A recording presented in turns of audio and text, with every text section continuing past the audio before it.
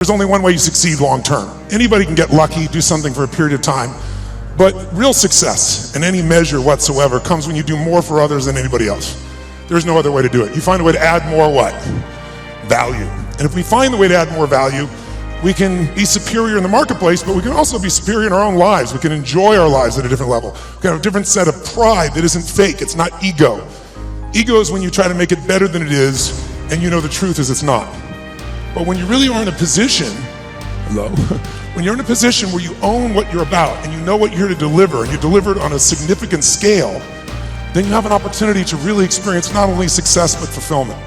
And this conference has gotten bigger and bigger, not only in its size, but also in its impact. Everything in our life is controlled by 3 decisions. The first one is, what are you going to focus on? And whatever you focus on, you're going to feel.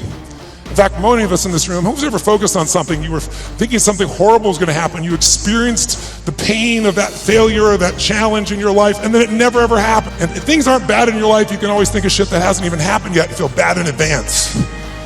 But many people do. Because whatever you focus on, you'll feel. Write it down. Focus equals feeling, because if you start to take control of your focus, you take control of your life. The second decision you make is, what does it mean? As soon as you look at something, think about something, focus on it, you gotta decide, what does this mean? Is this the beginning or the end? Is this punishment and reward?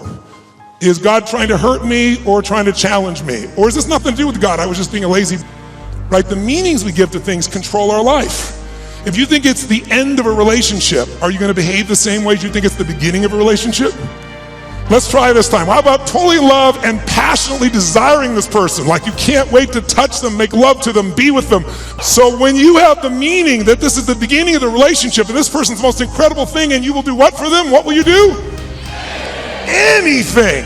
What if you were that way with your client? What if you're that way with your internal customers? You go, what happened to our passion?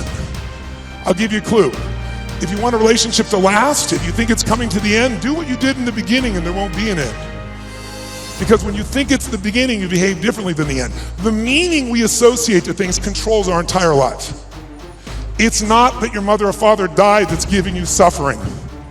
Certainly that's painful. It's the meaning you think it shouldn't have happened. And when we take control of the meaning, it's the only thing we can control our lives. We can't control events. And we're living now where technology is happening so rapidly. It's magnificent what it does for our lives.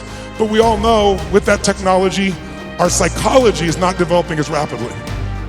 And as a result, the world's changing. And a lot of us that have learned to engage with technology and use it to maximize, most people in this room, but there's lots of people who use technology to disengage, to be harmful to themselves and to other people. It's not a one-way street. So I'm interested in how to maximize the psychology side, and that's why I'm sharing this with you, so you can increase both your leadership skill, but who do you have to lead first to be effective, my friends? Who? Yourself. And so good to see what's controlling you. Well, what I'm focusing on is controlling me. You can focus on something, you make yourself crazy. You can focus on something and make yourself great. In this moment, you could be worried about Ebola, because we all know it's coming.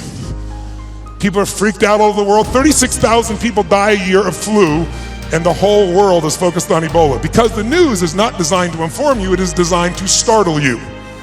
Because that's how you sell things. So if you let someone else take control of your focus, your life will be in someone else's hands.